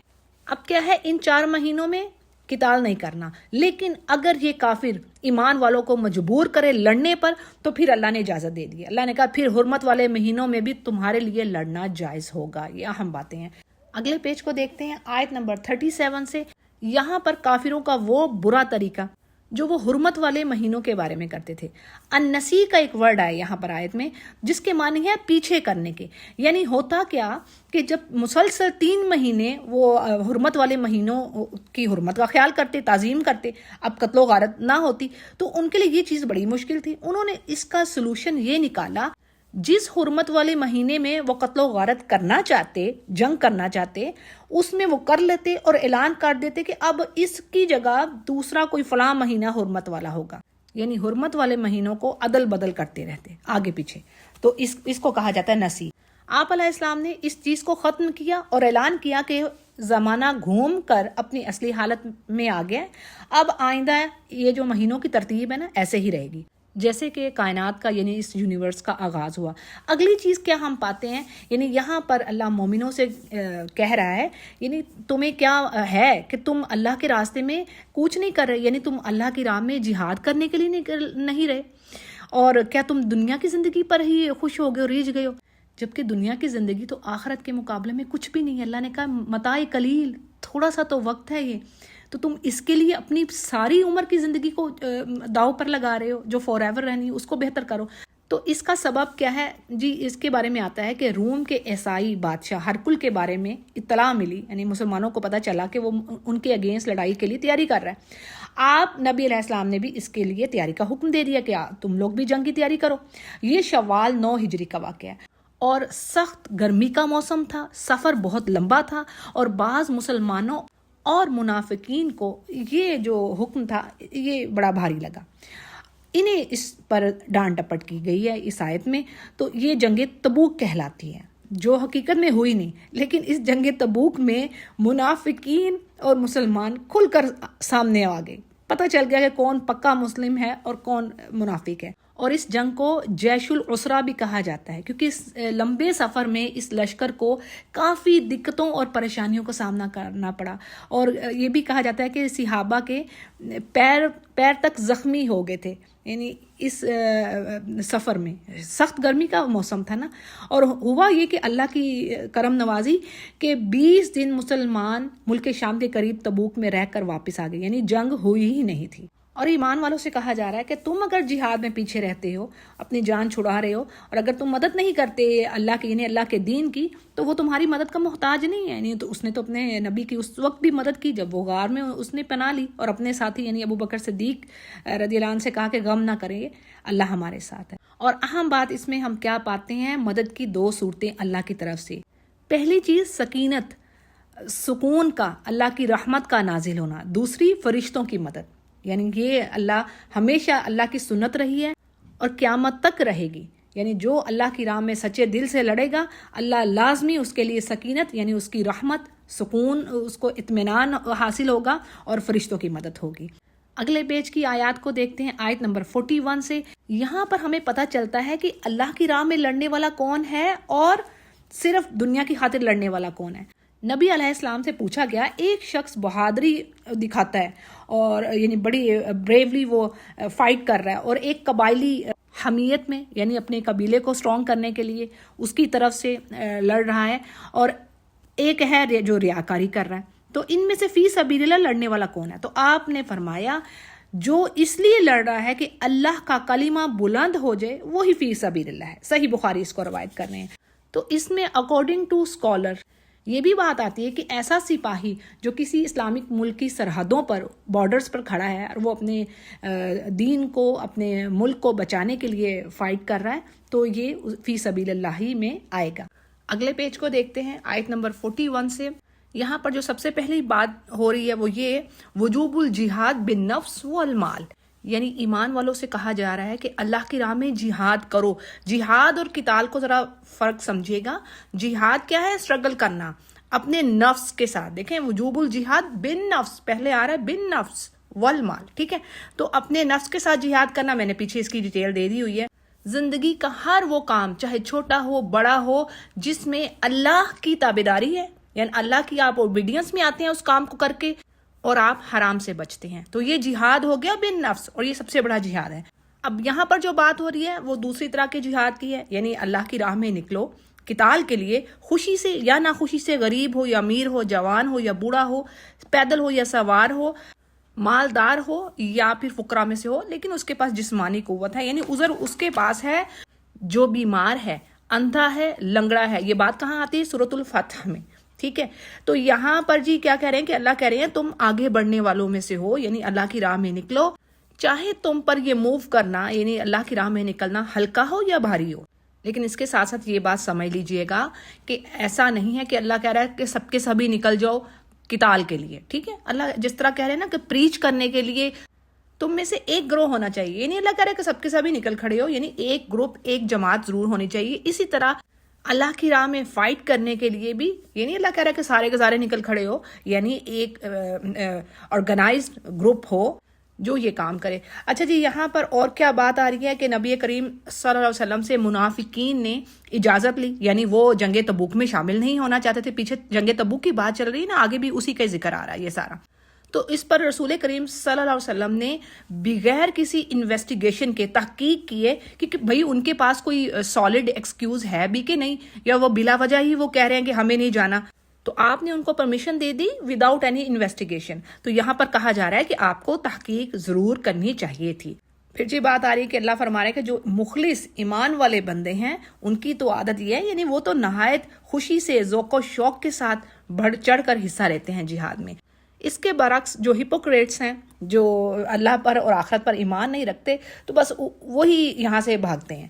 اچھا جی، ایک چیز اور یہاں پر بتاتے چلوں کہ اس جہاد میں شرکت کے معاملے میں مسلمانوں کی 4 ٹائپس ہو گئی تھی، جو یہاں پر تفسیر میں آ رہی ہیں۔ کوئکلی میں آپ کے آگے رکھ دیتی ہوں۔ فرسٹ کیٹیگری میں وہ مسلمان آ رہے تھے جو فوراً تیار ہو گئے وداؤٹ اینی ہیزیٹیشن۔ دوسرے وہ تھے جنہیں شروع میں تھوڑا سا تردد، اگین یہی ورڈ کہ انہیں ہیزیٹیشن ہوئی تھوڑی سی، لیکن پھر ساتھ ہی جلد ہی یعنی وہ نکل آئے۔ تیسرے وہ تھے جو بیماری یا کسی ویکنس کی وجہ سے، ضعف کی وجہ سے سواری پر یا سفر کا خرچہ ان کے پاس نہیں تھا، تو اس چیز نے انہیں جہاد میں جانے سے روک دیا، اور جنہیں اللہ نے خود اجازت دی تھی۔ اور جو 4تھ ٹائپ ہے نا، آخری جسے کہہ لیں، چوتھی جو قسم تھی، وہ مسلمانوں کی ایسے لوگ تھے جو محض سستی کی وجہ سے، سہل پسندی کہہ لیں، دنیا کی آسائشیں، آج ہمیں دیکھیں نا، ہمیں کوئی کہے شدید گرمی کا موسم ہے، جھلسا دینے والا ویدر ہے، اور اس وقت یہ بھی تھا کہ جو کھجوروں کی فصل تھی وہ بھی تیار کھڑی تھی، وہ بھی عورتوں نے نہیں اتارنی تھی۔ تو آج ہم یہ چیزیں اپنے اوپر بھی اپلائی کر سکتے ہیں کہ ہم کیا کریں۔ تو چوتھی قسم کے وہ لوگ تھے جنہوں نے اپنے گناہ کا اعتراف کر لیا جب آپ صلی اللہ علیہ وسلم واپس آئے اور سزا کے لیے اپنے آپ کو حاضر کر دیا۔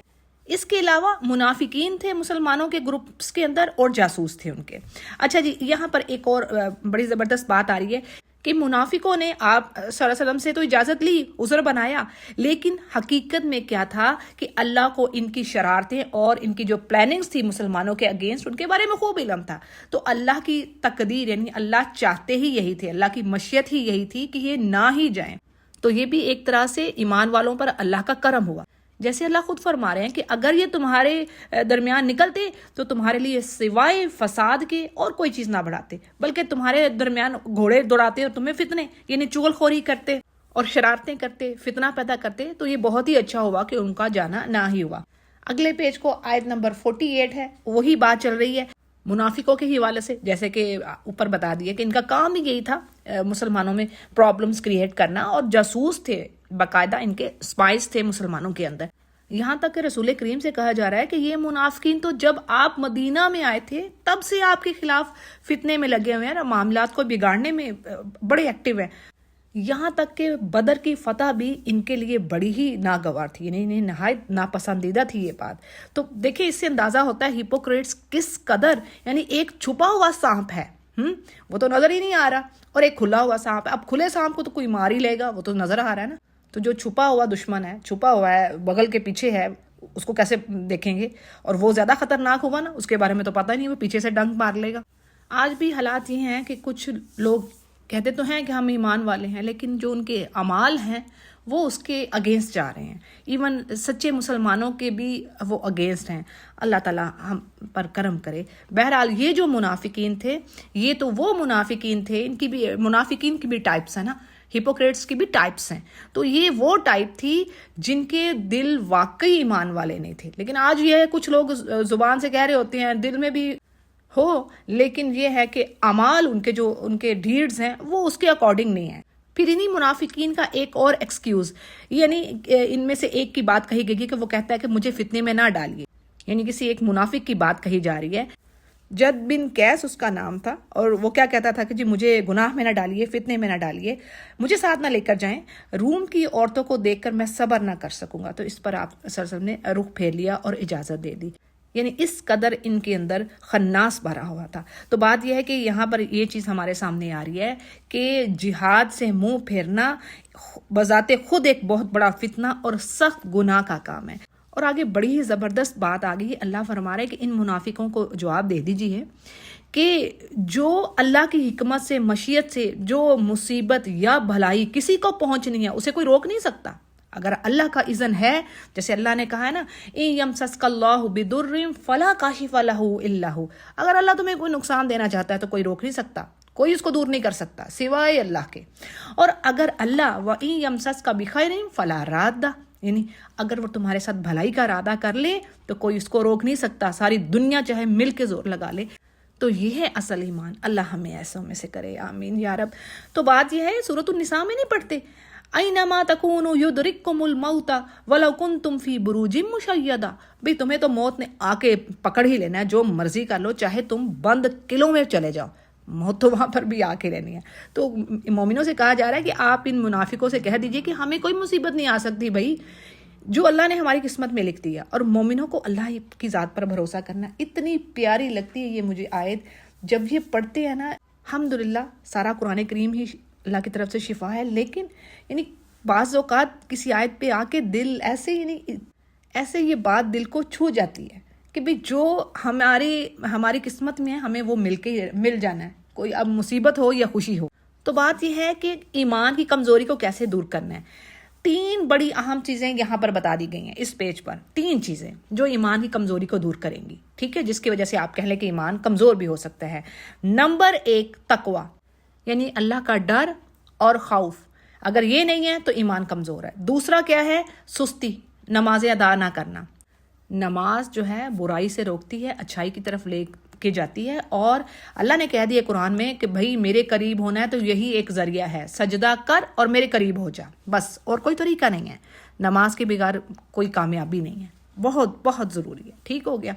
دوسری چیز یہ ہوگی، اور تیسری چیز کیا ہے جی؟ اللہ کی راہ میں خرچ نہ کرنا۔ تو یہ تینوں چیزیں کیا ہیں؟ یہ مل کر ایمان کو کمزور کرتی ہیں، گھٹاتی ہیں، اور اگر یہ تینوں چیزیں کر لی جائیں تو ڈیفینیٹلی ایمان بڑھے گا۔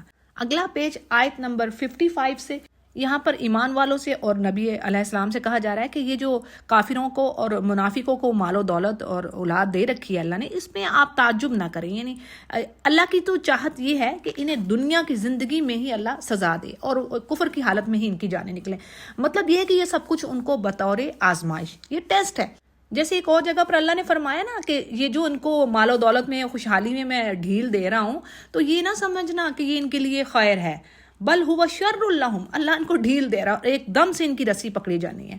اصل میں ہمیں ایمان رکھنا ہے بھی، ہمیں ڈاؤٹ میں نہیں رہنا، اپنی کتاب پر، اپنے رب پر یقین رکھیے۔ اگر کوئی کمی بیشی آ گئی ہے، خوشحالی میں کچھ، مال و دولت میں کوئی کمی ہے تو کیا ہو گیا؟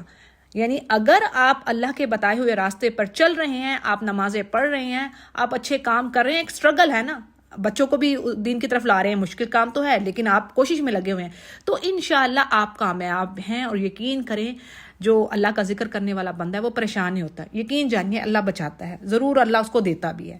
پھر کچھ صفات انہی منافقین کی کہ یہ قسمیں تو کھاتے ہیں تمہارے سامنے کہ یہ تم ہی میں سے ہیں، تمہارے ہی جیسے ہیں، یعنی مسلمان ہیں یہ، لیکن اللہ کو خوب پتہ ہے، یعنی جہاں پر جتنا ان کو موقع ملے گا فوراً اپنا مفاد لیں گے اور بھاگ کھڑے ہوں گے تم میں سے۔ پھر ان کی ایک اور بڑی شرارت یا کوتاہی کہنے کہ ایک بار کسی نے آپ علیہ السلام کو صدقات و غنائم کی تقسیم میں، یعنی آپ صدقہ خیرات جو مال غنیمت تھا اس کی تقسیم میں کہا کہ آپ انصاف سے کام لیجئے، تو اس پر آپ نے فرمایا افسوس ہے تجھ پر، یعنی اگر میں انصاف نہیں کروں گا تو پھر کون کرے گا؟ صحیح بخاری اس کو روایت کر رہے ہیں، اللہ کی پناہ، نعوذ باللہ۔ تو گویا ان کا مقصد کیا تھا اس چیز سے کہ آپ سے ڈرتے ہوئے آپ علیہ السلام اس کو حصہ زیادہ دے دیں، چاہے وہ اس چیز کو ڈیزرو کرتا ہے یا نہیں۔ تو بات یہ ہے کہ اللہ فرماتے ہیں کہ اگر یہ لوگ اللہ اور رسول کے دیے پر خوش رہتے، یعنی سچے ایمان والے ہوتے اور کہتے کہ اللہ ہمیں کافی ہے، تو پھر تو اللہ اپنے فضل سے ان کو بہت ہی عطا کرتا ہے، اس کا رسول بھی۔ مگر بات صرف ہدایت، یعنی جو سچے دل سے ایمان لایا ہے، بات تو اسی پر آتی ہے نا، ان کے تو دل ہی اندھے ہیں۔ اچھا جی، آگے بڑی اہم بات، یعنی زکوٰۃ کے حوالے سے ہمیں جن لوگوں کو زکوٰۃ دینی ہے، یہاں پر اللہ نے ایک ڈیٹیل دے دی ہے کہ انما الصدقات للفقراء، یعنی بے شک جو صدقات ہیں، جو یہاں پر فرض زکوٰۃ کی بات ہو رہی ہے، اس کے یہ مصارفین ہیں، یعنی 7 کیٹیگریز ہیں۔ نمبر 1 جی آ رہا ہے فقراء، جو فقیر ہیں۔ اب میں یہاں پر ان کی ڈیٹیل نہیں دے سکتی، ابھی بہت لمبا ہو جائے گا۔ تو پہلی چیز فقراء، مساکین اور عاملین، یعنی جو زکوٰۃ وصول کرنے کے لیے جاتے ہیں۔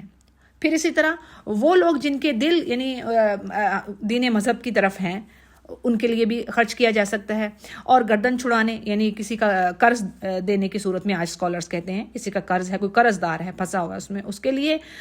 اور اللہ کی راہ میں، یعنی اگر قتال کے لیے، جہاد کے لیے کوئی جنگی سامان کی ضرورت ہے تو زکوٰۃ کی رقم سے اس پر خرچ کرنا جائز ہے۔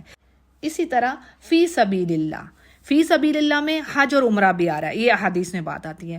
اور اسی طرح ابن سبیل یعنی مسافر، یعنی کوئی ایسا مسافر جو سفر میں مستحق ہو گیا ہے، چاہے وہ اپنے وطن یا اپنے گھر میں صاحب حیثیت ہی ہو، مالدار ہی ہو، لیکن اب ایٹ دیٹ ٹائم اس کو مال کی ضرورت ہے، تو اس کو بھی زکوٰۃ سے رقم دی جا سکتی ہے۔ تو جی یہ 7 ہو گئے کیٹیگریز۔ پھر اگین منافقوں کے لیے کہا جا رہا ہے کہ جو یعنی رسول کو تکلیف دیتے ہیں، تو ان کے لیے دکھ کی مار ہے۔ اگلے پیج کو دیکھتے ہیں جی، آیت نمبر 62 سے۔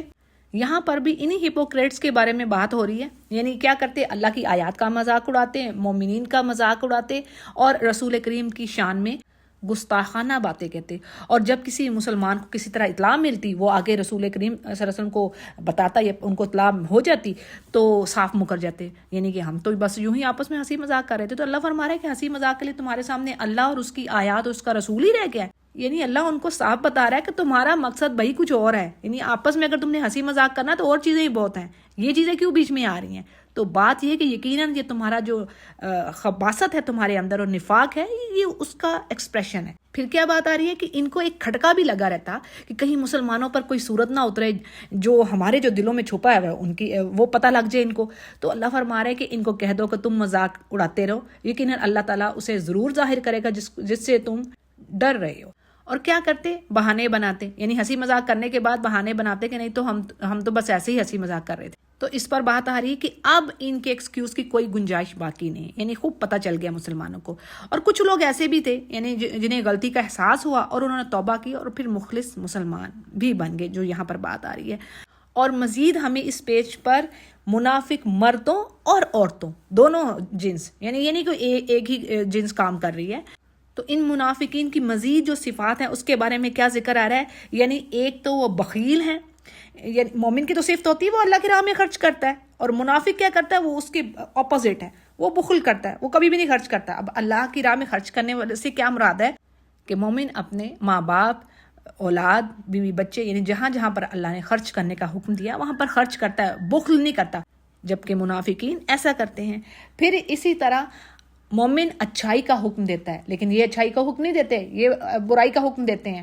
تو اس میں بہت ہی اہم بات، بہت ہی اہم کیا، یعنی بھائی بندہ مومن نے برائی سے روکنا ہی روکنا ہے اور اچھائی کو پھیلانا ہے۔ دیکھیں یہ 2 چیزیں آ رہی ہیں، بڑی اہم چیزیں ہیں، یعنی خرچ کرنا اور اچھائی کو پھیلانا، برائی سے روکنا، یہ کوئی چھوٹی بات نہیں ہے۔ پیچھے پڑھ لیا تھا نا ہم نے کہ 2 گروپس ہلاک ہوئے تھے، ایک تو غلط کام جو کرا تھا، جو مچھلیاں پکڑ رہا تھا ہفتے والے دن، وہ بھی ہلاک ہوا، لیکن ساتھ اس کے وہ بھی ہوئے جو ان کو روک نہیں رہے تھے۔ اور نجات کس کی ہوئی؟ جو اچھائی کو پھیلا رہے تھے۔ آپ کے جتنا دائرہ کار ہے، یہ نہیں کہا کہ اللہ نے اب ڈنڈا پکڑ کے سارے شور، یعنی جتنا آپ کا دائرہ کار ہے اپنے سرکل میں۔ ایک عورت کی ذمہ داری ہے، اس نے اپنے گھر بار میں اپنے بچوں میں اسلام کی تعلیمات کے مطابق بچوں کو پروان چڑھانا ہے، اور اسی طرح مرد کو رزق حلال کمانا ہے، اپنے گھر والوں کو دیکھنا ہے کیا یہ اللہ کے بتائے ہوئے کاموں کے مطابق یعنی ہم سب کام کر رہے ہیں، تو یہ ذمہ داریاں ہیں اپنے سرکل کے اندر۔ پھر اسی طرح سوسائٹی کے لیے بھی مزید آپ کا سرکل بڑھتا جاتا ہے۔ تو بات یہ ہے کہ جس طرح ان منافقوں نے آج دنیا میں اللہ کو بھلایا، اللہ فرما رہے ہیں کہ قیامت کے دن میں بھی ان کو اسی طرح بھلاؤں گا، اور اللہ وعدہ کر رہا ہے ان منافقین اور منافقات سے، اور کفار سے، نار جہنم خالدین فیہا یعنی آگ جہنم کی، ہمیشہ اس میں رہیں گے، اللہ کی لعنت اس پر، اور یہ عذاب مقیم ہے۔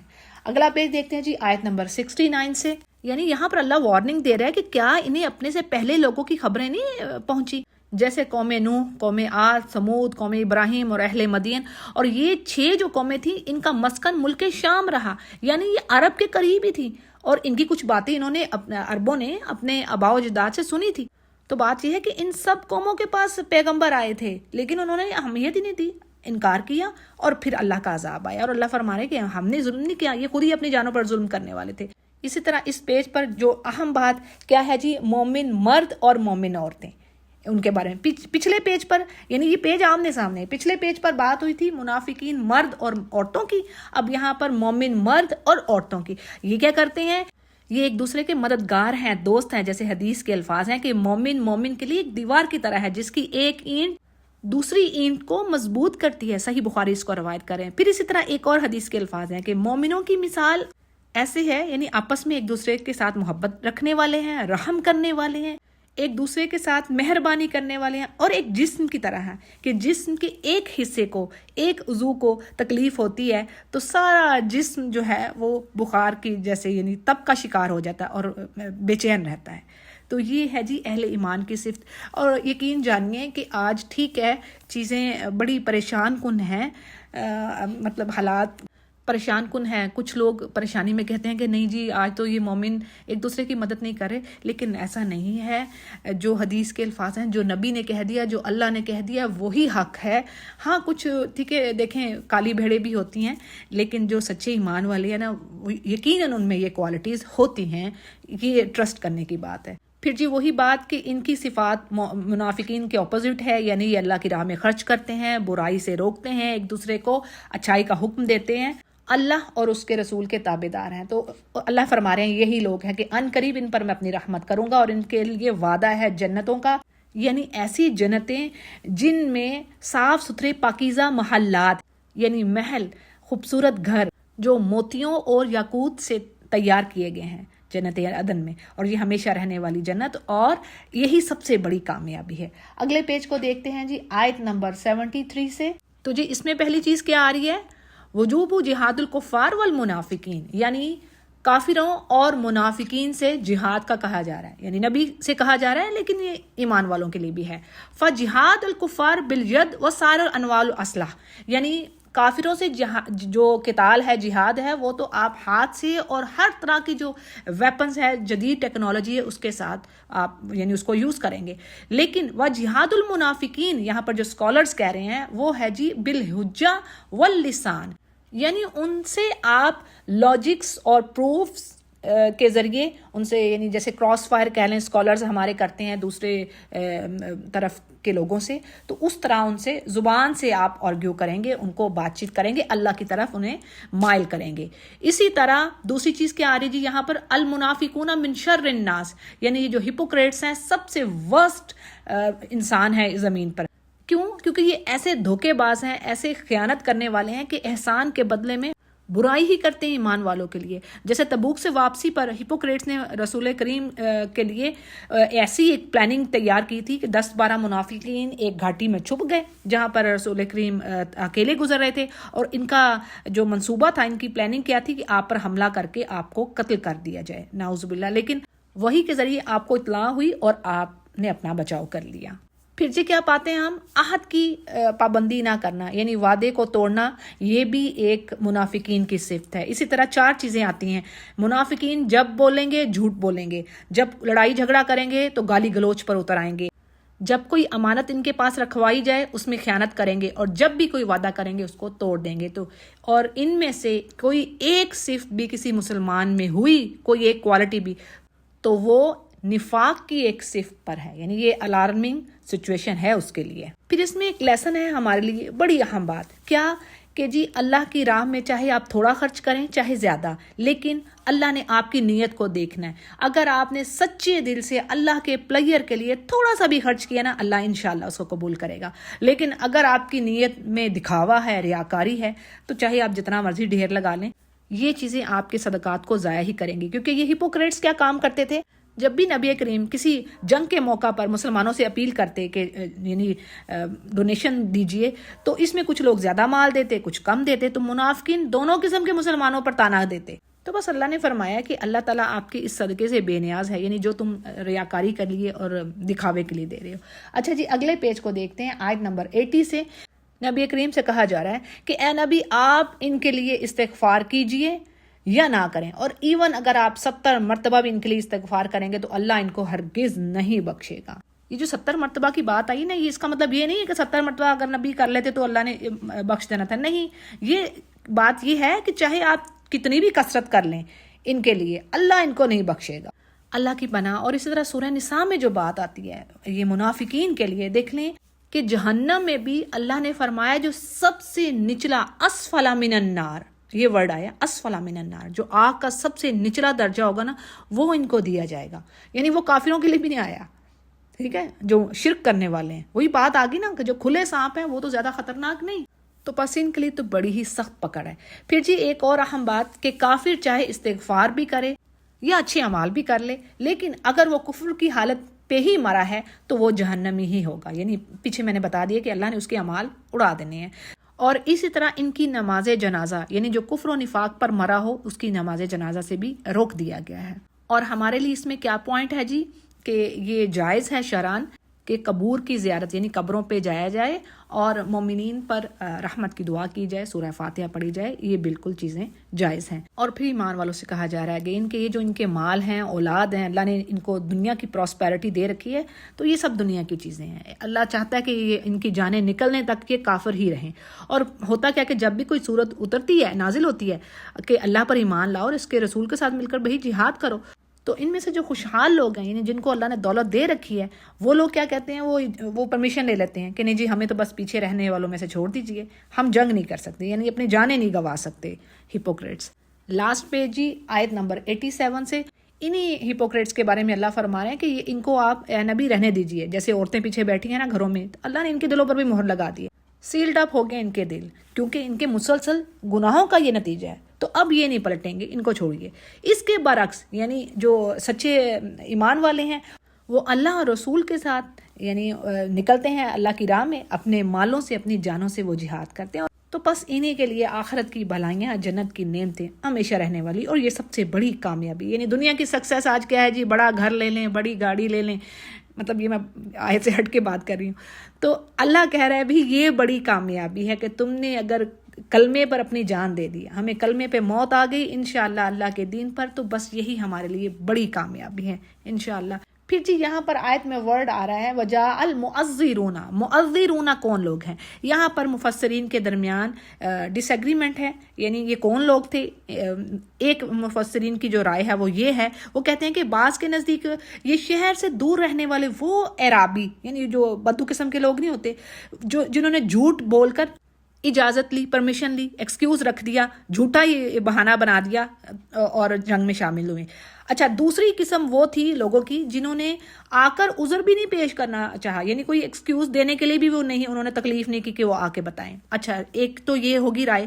جبکہ مفسرین کا دوسرا گروہ معذرون سے ایسے لوگوں کو مراد لیتا ہے، ایسے مسلمان جنہوں نے معقول، یعنی وہ کہتے ہیں جی انہوں نے کوئی بالکل ان کے پاس ایکسکیوز تھا، ایکسکیوز دے کر پھر انہوں نے پرمیشن لی کہ وہ جنگ میں نہیں جانے والے. واللہ عالم، یعنی اللہ خوب جانتا ہے باقی چیزوں کو.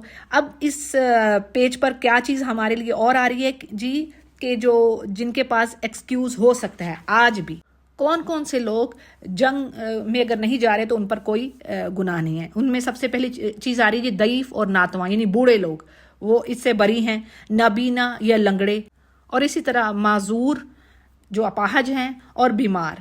اور اس کے علاوہ وہ لوگ بھی جو جہاد کے اخراجات جن کے پاس نہیں ہیں، بیت المال بھی ان کے اخراجات نہیں اٹھا سکتا، البتہ وہ اللہ رسول کی خیر خواہی رکھتے ہیں، یہ انہی ویل وشر ہیں اور ان کے دل میں تڑپ ہے، مجاہدین سے محبت بھی رکھتے ہیں، وہ جہاد کے لیے جانا چاہتے ہیں، لیکن اب کسی چیز کی وجہ سے وہ مجبور ہیں، تو ان پر بھی کوئی گناہ نہیں. جیسے بڑی ہی خوبصورت حدیث ہے، آپ صلی اللہ علیہ وسلم نے فرمایا ایمان والوں سے جو جہاد کے لیے نکلے ہوئے تھے کہ تمہارے پیچھے مدینے میں کچھ ایسے لوگ ہیں کہ تم جس وادی کو بھی طے کرتے ہو، جس راستے پر بھی چلتے ہو، تمہارے ساتھ وہ اجر میں برابر کے شریک ہیں۔ تو صحابہ نے پوچھا یہ کیسے ہو سکتا ہے، یعنی وہ تو مدینے میں بیٹھے ہوئے ہیں اور ہم تو یعنی کہ ہم جہاد کے لیے نکلے ہوئے ہیں۔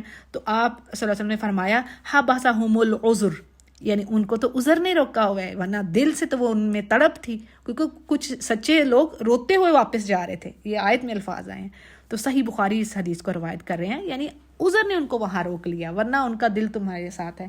اور آخر میں جو بات آ رہی ہے کہ جی اللہ فرما رہے ہیں اصل پکڑ تو ان منافقین کی ہے، یعنی جن کے پاس سب کچھ ہے، اللہ کا دیا ہوا ہے، اس کے باوجود وہ جنگ میں شرکت نہیں کر رہے۔ اور لا یعلمون سے مطلب یہ ہے کہ یہ وہ جانتے ہی نہیں کہ کتنا بڑا جرم وہ کر رہے ہیں، یعنی اگر انہیں پتہ ہوتا تو شاید وہ رسول کریم کے ساتھ ہوتے، پیچھے نہ رہتے۔ تو جی ہمارا 10واں پارہ کمپلیٹ ہوا، الحمدللہ، وآخر دعوانا ان الحمدللہ رب العالمین۔